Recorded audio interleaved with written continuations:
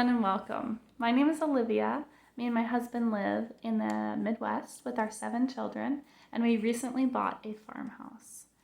It is a 6-bedroom, 2-bathroom farmhouse, and it also has an additional 3rd floor that we haven't seen yet.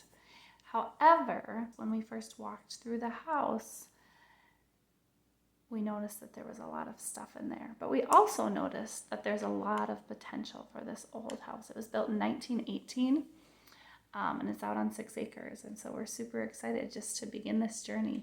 Won't you join us as we fix up our farmhouse?